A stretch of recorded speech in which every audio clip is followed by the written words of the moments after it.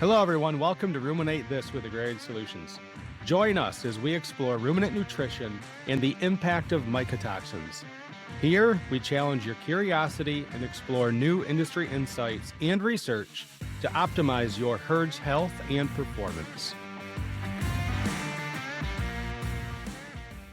Hey, welcome, everybody, to another episode of Ruminate This with Agrarian Solutions. I am your host, once again, Scott Zehr, and joined again today with my friend here at Agrarian, Dr. Larry Roth, Vice President of Nutrition. Larry, thanks for jumping in today. Thank you. Good to be here. Larry, there's a term that I've noticed popped up in the industry here over the last few years, different companies using it, and the term is quorum sensing. And so I talked to you about this a couple of years back, and basically quorum sensing is a term that's used to describe how cells within, say, a cow's body communicate with each other. So there's, if I'm understanding everything correctly, there's good quorum sensing that goes on, kind of like you and I talking about stuff on this podcast. That's a good thing. And then there's also bad quorum sensing that happens, like when people talk about how the Dallas Cowboys haven't won a Super Bowl since 1995. To me, that's bad quorum sensing. No, but let's take the jokes out of it. What's an example, like inside the cow, of good quorum sensing? And then I'm going to ask you about an example of bad quorum sensing that's going to fit our topic today, talking about the mycotoxin fumonisin. All right. Excellent question. Quorum sensing. Quorum sensing in the body can happen at different levels. We see the immune system getting turned on when pathogens or beneficial bacteria are picked up in the small intestine. There's like radar receptor sites there that when it picks up either, say, an E. coli or salmonella or an acidophilus or a bifidobacteria, that immune system goes to a higher level of readiness to defend the body. We think of our cell wall deficient bacteria as initiating some quorum sensing with intestinal cells so that the cells, shall we say, activate the transport proteins to take the garbage out of the intestinal cells. We know that the transport proteins are there to clean up normal metabolites in intestinal cells, and that's also how the intestinal cells get rid of mycotoxins before they're able to cause the cell to die, puncture a hole in the castle wall, and start that sequence of events. So it's so key that body cells are able to communicate. It's so key. Yeah. So I guess that leads me into fumonisin. So this mycotoxin is widely accepted as one of the big five, which we maybe started to say the big four because we don't really see aflatoxin anymore.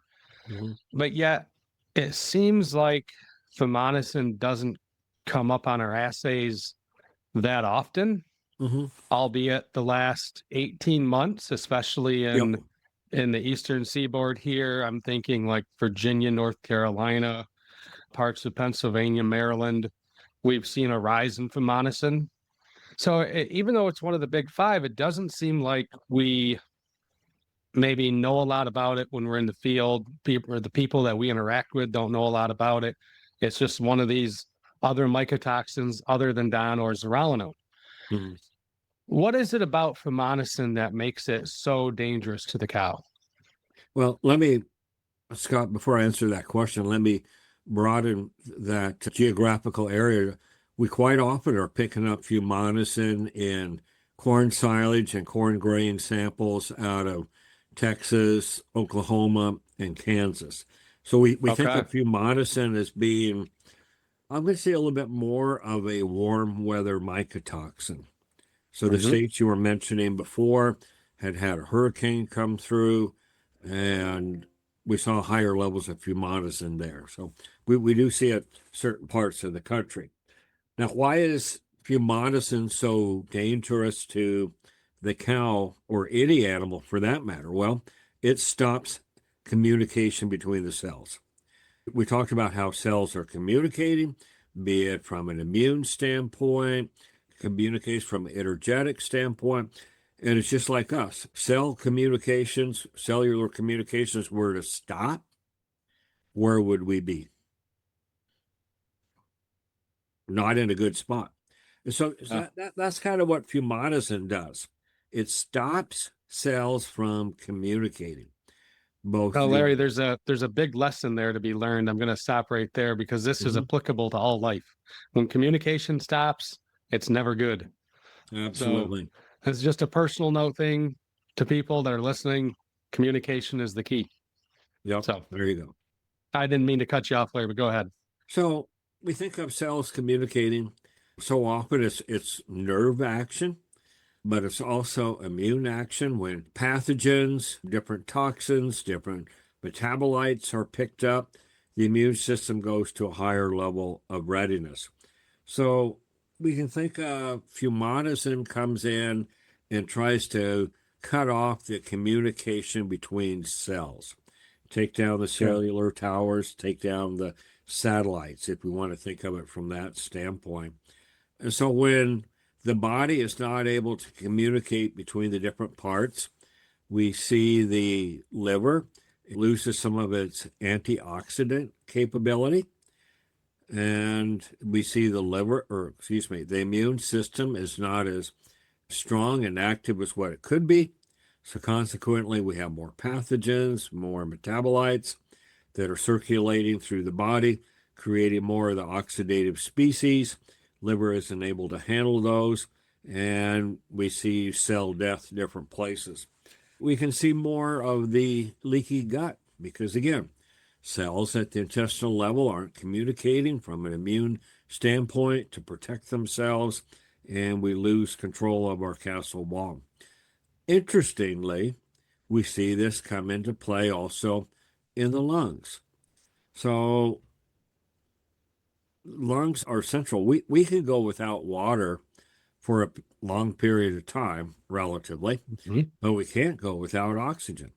Right. We think of newly weaned cattle that end up in a feedlot. We think of cattle that are in poorly ventilated barns during the winter time. Challenges that take place with the lungs. Well, if we don't have communication between cells in the lungs, we don't have good immune function, we're not able to expel pathogens from the lung, we have cell death, and that whole cascade of events starts. So fumonisin is actually quite dangerous for any animal, and for our discussion today, for cattle. Yeah, I mean, you just listed off a whole host of challenges there. Leaky gut, liver stress. Obviously, this is all leading to more inflammation. You mentioned the immune system and it shutting down the immune signaling. I mean, would you go so far as to say it's immune suppression, suppressing the immune system? We could say that it suppresses the immune system. I'm going to say it probably could be termed more stops immune communication. When I think of suppressed immune system, we think of an immune system that doesn't have the nutrients that it needs to create the different elements of the immune system to attack pathogens, oxidative species, metabolites, and clean things up. What fumonisin does is it stops the different organs and tissues in the immune system from doing what they're supposed to.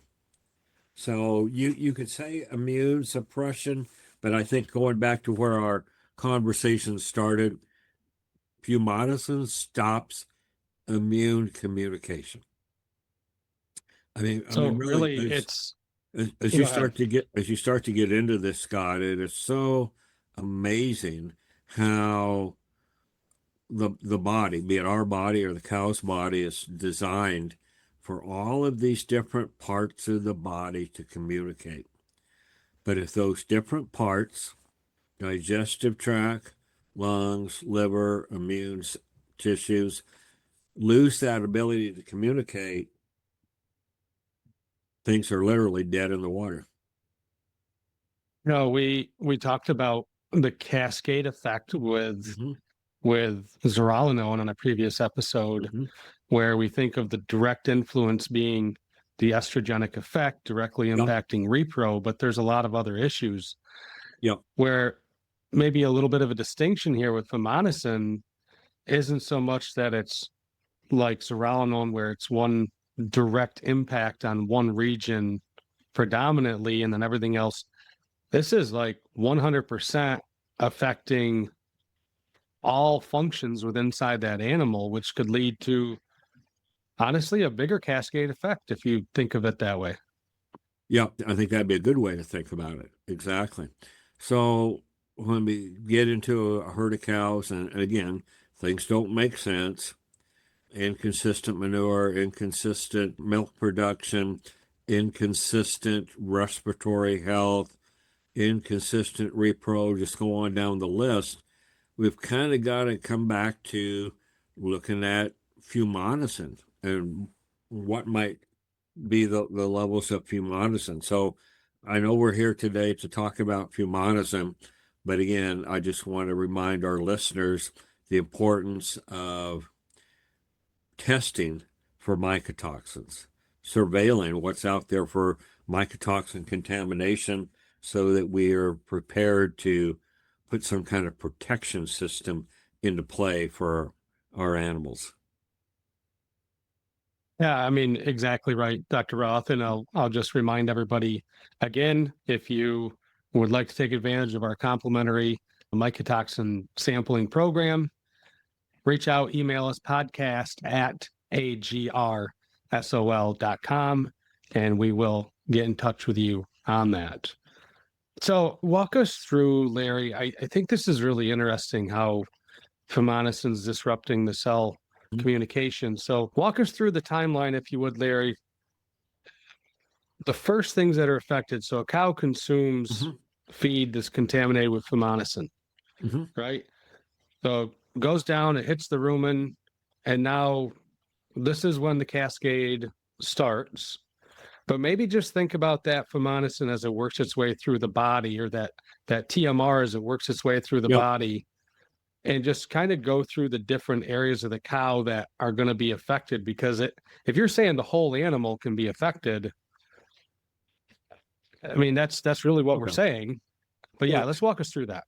Okay, good. I think that's a great way to look at it, Scott, because that comes into play with how we're going to defend and protect the cow for our conversation today, how we defend and protect the cow against fumonisin.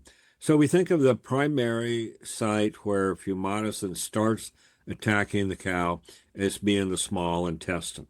Well, fumonisin comes onto the scene, stops the quorum sensing that you referenced at the beginning of this conversation. Fumonisin stops communication between the cells. Cells aren't able to activate the immune system, and the castle wall is sitting there wide open for invasion, not able to defend itself. So we have cell death at the small intestine level, holes in our castle wall, and bad things start to get into the body. We'll come back to that, but let's continue with your question about fumonisin. Fumonisin is now into the body. We have so many different cells in the body that are related to immune regulation, producing the elements of the immune system that go out and attack and destroy the bad guys, be it pathogens, toxins, metabolites, what have you. Well, now the body's not able to defend itself, either small intestine level or the wall has been breached there throughout the body.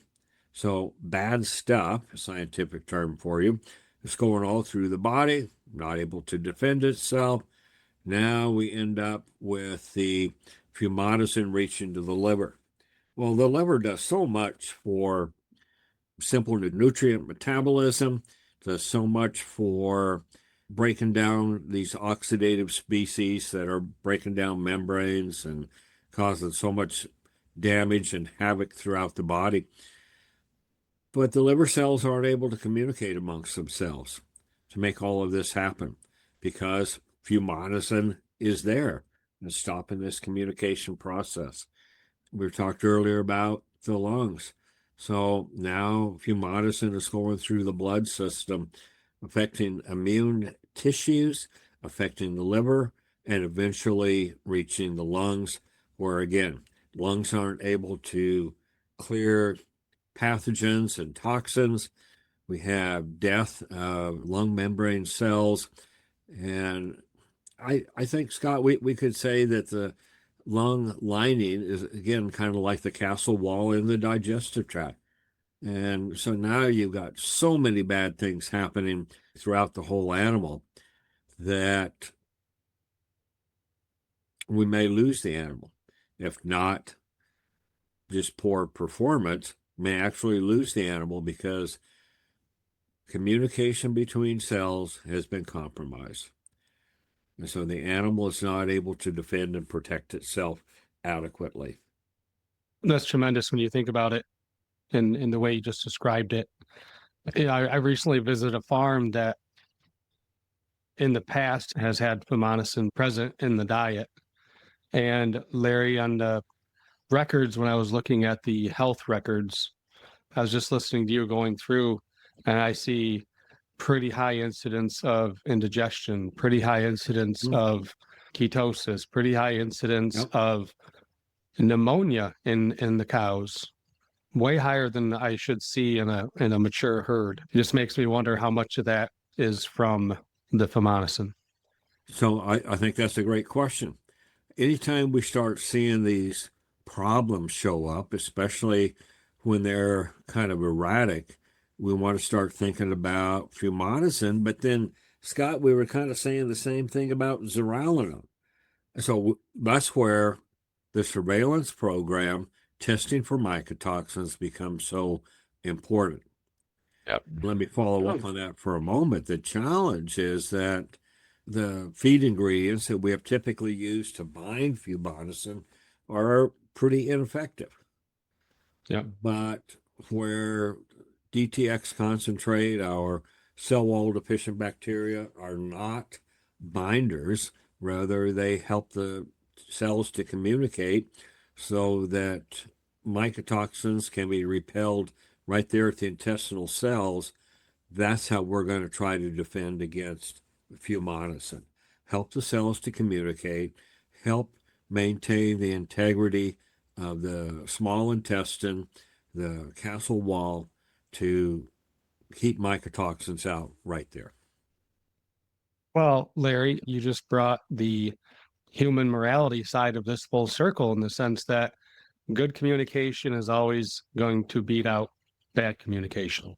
And because what you just said with the L-form bacteria technology we have in DTX, which is good quorum sensing, it's good talking, good communication between those receptor sites in the small intestine, and we're able to reject those mycotoxins before they get a chance to mess the communication up. And what we've Very seen good. with the cell wall deficient bacteria we have here at Agrarian, actually some of the very early research that Agrarian did was with chicks, day-old chicks, and going with some 4 different levels of fumonisin, including a final fumonisin level that was really quite high. And what we saw was improved chick survivability and chick growth. And these chicks are so fast growing. We talk about cell development and all of that with our ruminants being important. Well, with that chick, it is such a higher relative growth rate. And we saw that the cell wall deficient bacteria helped defend and protect the chicks. So we had not only greater survivability, but improved growth and feed efficiency. So we know from field experience that the DTX concentrate is effective when cows are challenged with fumonisin. Got the chick research. So here's a great opportunity. If nutritionists, dairy producers, veterinarians find that they've got fumonisin contamination, let's talk about what DTX the cell wall deficient bacteria can do for helping to defend and protect the animal against fumonisin. I think that's such an important point, though, to bring up the chick research, because we do dedicate this platform, I would say 99% of the time, to cattle here in the US. But, the chick research is some pretty good data, and our swine data is pretty profound as well. And, we use the same technology in all three of those species across the globe. Right. Yeah. And again, I realize our main audience is on the ruminant side, but I think that with the chick data, we've got kind of challenged animals, challenged from high growth rate, and we can take some of those results and transfer them over to our ruminants. Exactly. Yeah. So, Larry, you describe very, very well for us kind of the path of destruction, if you would, that Fumonisin leaves behind in its journey through the cow's body. Mm-hmm. And everything you just described, from the lungs, the intestinal integrity, the liver health, I put all these things together, and I'm thinking about the herd that I referenced, and the different health challenges they had. And honestly, it reminds me of that term of, we used to use it was a marketing piece we had at Agrarian, and it was avoid the roller coaster. Don't let your herd, get on that roller coaster. And I feel like that's kind of what it would be like if we were dealing with some Fumonisin challenges, right? We have the Absolutely. cows just going up and down, erratic intakes, just starting their lactation off not very good. And then, maybe there's a change in the Fumonisin levels, and they start to rebound, and then they crash Yep. again. And Mm-hmm. but kind of bring us home from that perspective of, one, the things that producers need to look closely for, and in that roller coaster ride that we're trying to help them avoid. Okay, perfect. Let's do that. So I think we have to start with feed intake. That, to me, that's where everything starts. Number one. Right. Yep, there with feed absolutely. intake. And I always like to use this analogy. If a group of us went to a nice buffet bar and one of us was not feeling well, that person's probably only going to go up once. Might go up to the dessert bar a couple of times, but only going to go up once. So cows that don't feel good because the immune system is not communicating, because they've lost integrity at the small intestine level, they're not eating like what they should. And then they start to feel a little bit better. So the roller coaster effect can start right there at the feed bunk. And if cows are eating, are they having off feed days? Is it showing up in irregular manure? We start to look there. And then what's so neat about these dairy cows is they're producing milk each day. And so we have that daily marker of what's happening with the cow. What's her milk production day to day? Go back to your roller coaster. Cow's not eating, milk production is down. She's having to defend herself against all of these cells, all of the pathogens, toxins that got into the body because we lost some small intestine integrity. Well, milk production is down. Again, glucose is a key fuel for the immune system and so many cells. No glucose, no lactose. Milk generally has a relatively constant lactose level. So no glucose, no lactose, no milk. That's simple right there. And again, we don't have glucose. So now different body tissues, such as the udder, are not able to defend themselves. We see things like mastitis start to flare up. And then we go to our transition cows that are under such a challenge with inflammation from so many different natural sources. Reproductive tract is trying to heal itself. Mammary gland is starting to produce milk. So many inflammation loads on the transition cow, but she's not able to resolve that because we have Fumonisin stopping communication between cells at small intestine level, immune level, and liver level. And then we get into some of these winter conditions where we don't have as much ventilation as what we would like. We start to have ammonia, and that can lead to pneumonia. I think it's so interesting how those two words sound alike and are so related. So we have our lung cells are compromised. Fumonisin is keeping the lung cells from communicating to adequately defend and protect the lungs, and things start to spiral down. And then what is the final thing, the tip of our pyramid with the dairy cow? Reproduction. So if the base of our pyramid has been compromised because cells aren't communicating due to commodity contamination of the diet, well, the repro is going to suffer.